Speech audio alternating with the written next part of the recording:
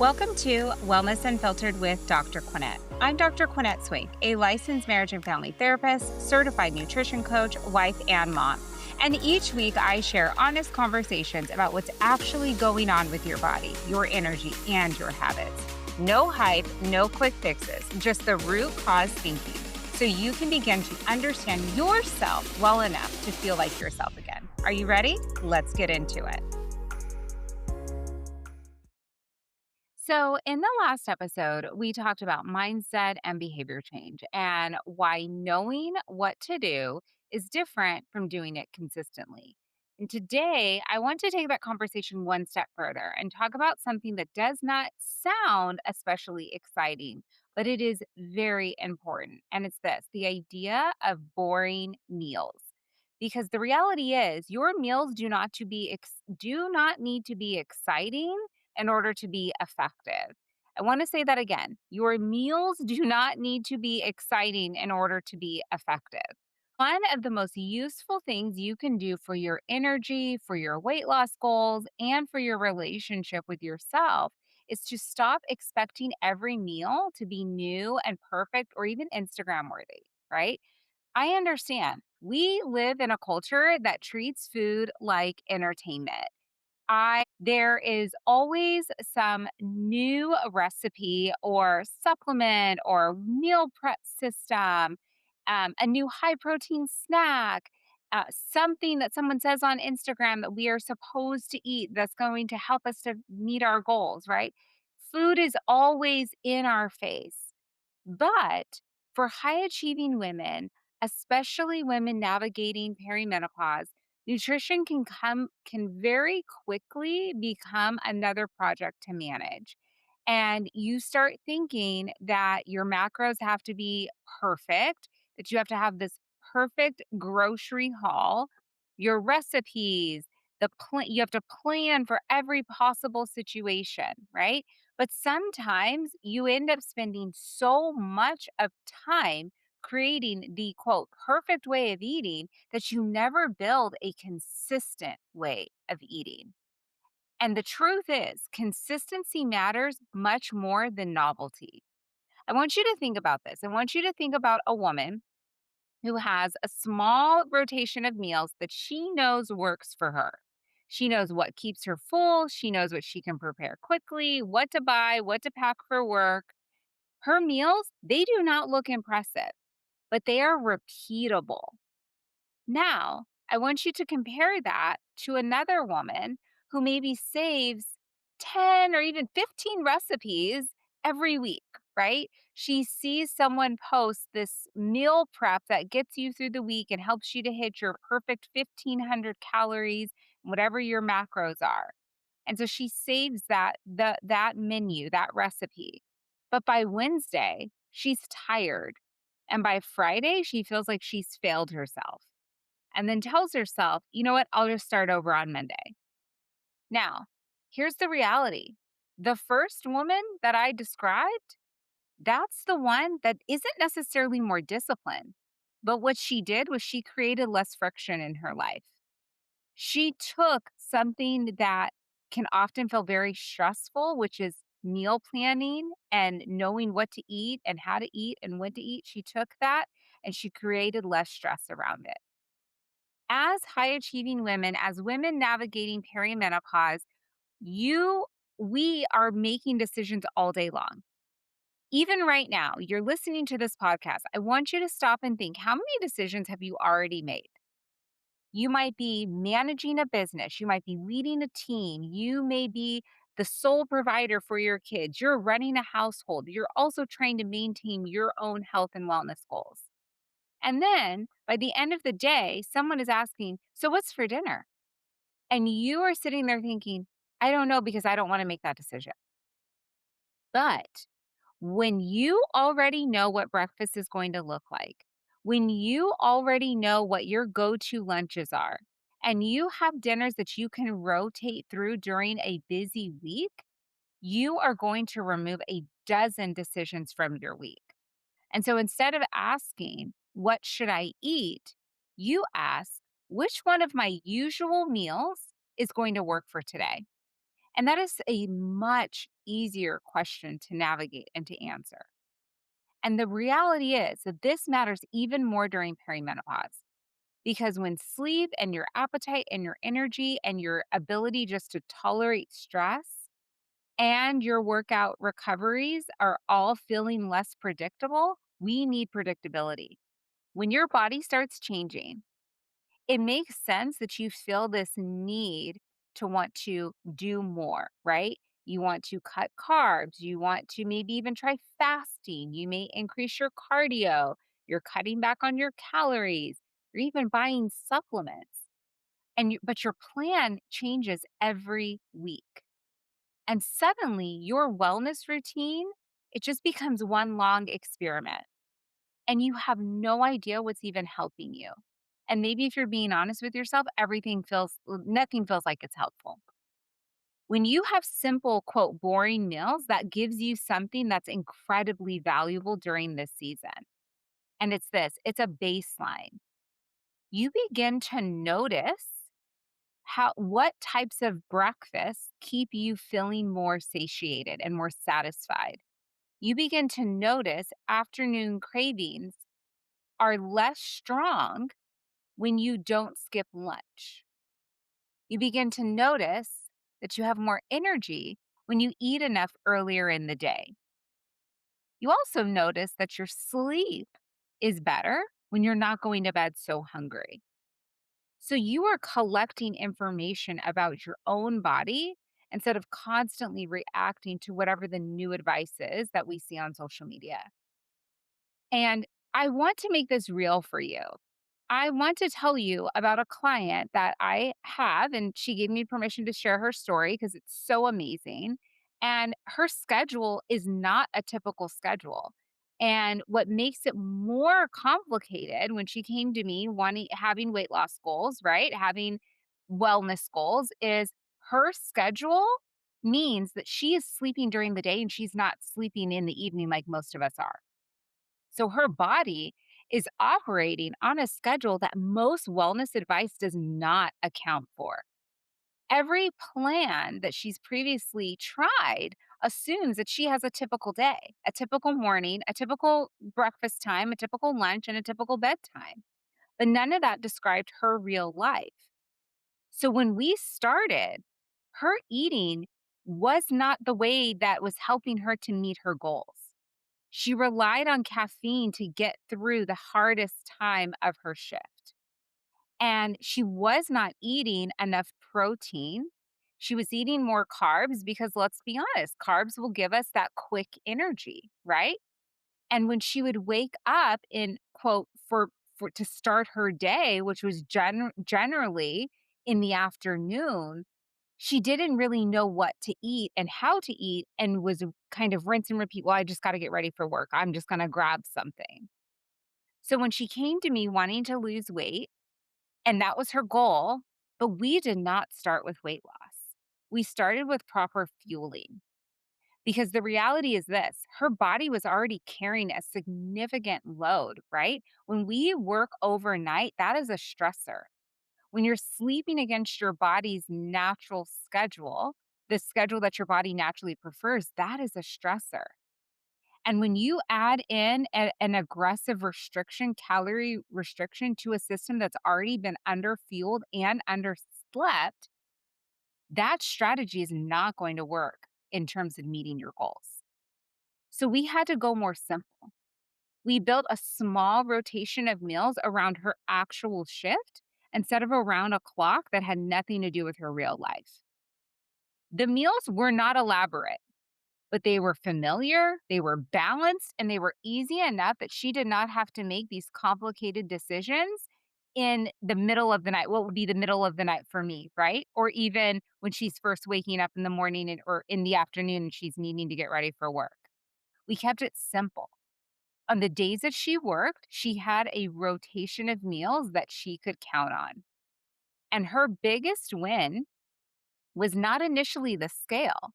The biggest win was her caffeine intake came way down. So instead of reaching for caffeine at 2 a.m., which she knew was going to impact her when she did get off work and needed to get home and get some sleep.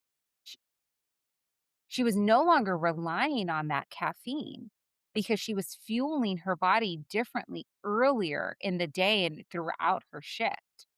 So, as a result, if she's not drinking caffeine later in her quote unquote day, then her sleep improved. And for a woman who works overnight, that is not a small change. Sleep is one of the hardest variables in her life to influence, but better sleep supported better recovery. And it gave her more capacity to handle the stress in her job. It didn't remove any stress, but it gave her the capacity to handle it and to navigate it differently. Her workouts changed. She recovered differently. She was able to lift differently. And ultimately, she was losing weight. So, what we saw is that she did not necessarily need more discipline. She needed fewer decisions. She needed enough fuel to get her through the day so that she wasn't borrowing energy that she didn't really have. And here's what I want you to hear: if simplicity can help someone working against that kind of schedule, it can make your schedule easier too. The reality is, boring meals, they don't sound sexy, right? But when I say boring meals, I am not talking about plain chicken and broccoli every single day. I am absolutely not talking about cutting out certain food groups or forcing yourself to eat foods that you don't like. Boring doesn't have to mean inadequate. Boring means familiar. It means that you have structure that you can rely on. So a meal includes protein, includes some sort of a vegetable, it includes a carb and a fat that supports your energy needs. And you can change different types of seasonings, different vegetables, different proteins, but the framework, it stays familiar. So one week you might have ground turkey and roasted potatoes and spinach and you have avocado and some salsa. And then another week, you have a bowl again, but this time it's chicken and it's rice, and maybe this time it's guacamole with some pico de gallo. The flavors change, but the structure does not. You don't need 47 healthy recipes. Hear me. You don't need 47 different recipes to be healthy and to meet your goals. You might need 2 or 3 different breakfasts that you rotate through during the week, a few different lunches, and maybe 3 or 4 dinners, and a few snacks that you can throw in there. What you need is a plan that's going to work for your body and your real life. And that is what creates that self trust. And I talked about this early on in the first episodes of my podcast, how self trust creates sustainability. It allows you to begin telling yourself, I'm going to eat breakfast instead of running on coffee until noon, and you do it. You say to yourself, I'm going to pack lunch because I know my meetings are going to run long, and you do it. You tell yourself, I'm going to keep dinner easy so that I'm eating dinner. And those choices, they may look small, but they begin replacing the story that says I have no discipline.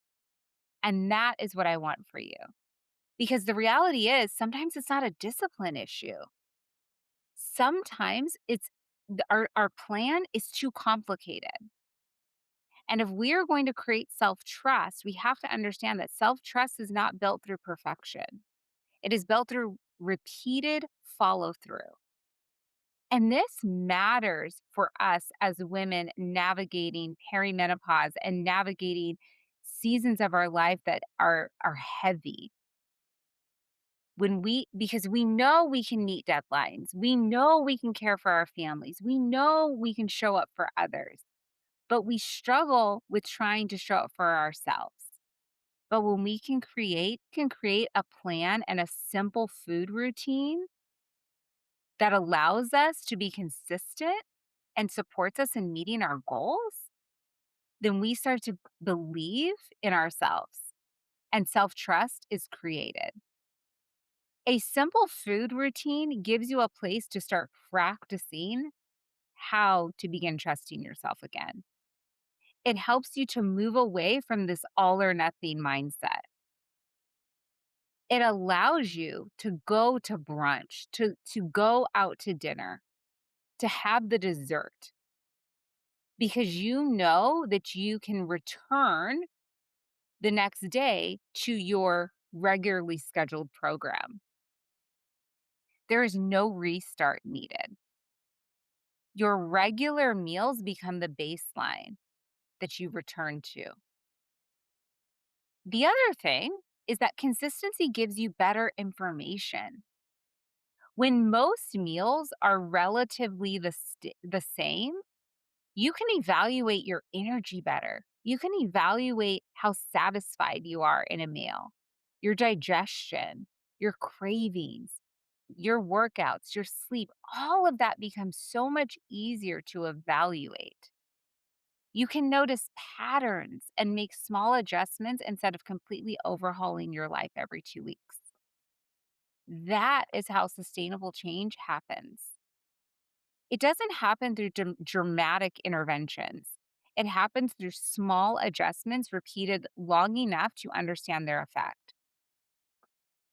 So here's what I want you to try this week. Choose two breakfasts that you can put on repeat that you know will help you to reach your protein target of 25 to 40 grams of protein. And it's giving you carbs and it's giving you fat. Then pick two lunches and pick three dinners and maybe a few snacks that you can enjoy realistically on repeat for the week. Then I want you to choose one backup meal for the days when the plan might fall apart. Day runs long. So, for example, maybe you say, you know what, the beginning of the week, I know that I'm going to be able to make some eggs and I'm going to throw some bacon in the skillet as well, or I'm going to have some sausage. I'm going to throw a piece of toast on there too and put some butter on it. And I know that I can do that 2 days this week. And the rest of the days, my plan is to make a protein shake. And I'm going to make sure that I have my 40 grams. I'm going to put some fruit in there and I'm going to throw some type of fat in there. Then dinner, same thing. We think about what can we do on repeat? Do you throw some chicken in the Instapot? That's what I do. Do you cook up some ground beef or some ground turkey? So that's two proteins that can turn into three or four different types of meals. You can have a Greek yogurt with some fruit and then something add some granola for the crunch. Think about meals that you can repeat. Think about something that you can put together quickly that's hitting your protein, your carbs, and your fat. Now, the goal is not to create the most impressive meal plan. The goal is to create a way of eating that supports the life you actually have. Because the reality is, your nutrition should not become another full time job. What it should do is support your energy, your strength, your health, goals, and your ability to show up for your life. Real wellness is not as exciting as what we see online. It may look like eating the same breakfast 4 times this week because it works. It may look like making the same bowl you made last Tuesday because it works. It may look like having meals on repeat Monday through Thursday because those are your busiest days. It's doing the simple things often enough that they become a part of who you are. And somewhere in that repetition, something important happens. You start to trust yourself again. You realize that you can be consistent. You realize that you can care for your body. You realize that you can make choices that support your goals without obsessing over food.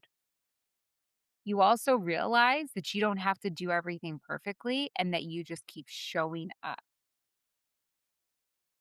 If your nutrition feels complicated right now, you may not need another diet. You may actually need fewer meals, fewer decisions, and a plan that is simple enough to repeat. So this week, pick a few meals. Build them around your real schedule. Then pay attention to how your body responds. Make the adjustments that you need and let simple become one of your wellness strengths. Because again, boring may not look impressive online, but consistent, repeatable behaviors are the ones that are going to change your life. That is behavior change. That is self trust. And that is how a simple meal can become something much bigger than food. Remember, our bodies are always communicating with us. We just have to learn how to listen.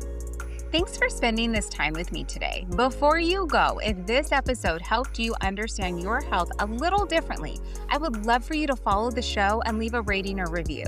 It really does help more women find the podcast. So if you're listening on Spotify, go to the Wellness Unfiltered with Dr. Quinnett show page, tap follow, and leave a rating. If you're listening on Apple Podcasts, tap follow, then scroll down to ratings and reviews and choose your star rating. And tap write a review if you'd like to leave a few words. Also, remember that everything I share here is for educational purposes only. Always consult your medical provider if you have any concerns about your mental or physical health. And remember, your body is not working against you. It's communicating with you. We just have to learn how to listen. I'll talk to you next Tuesday. Until next time, take care.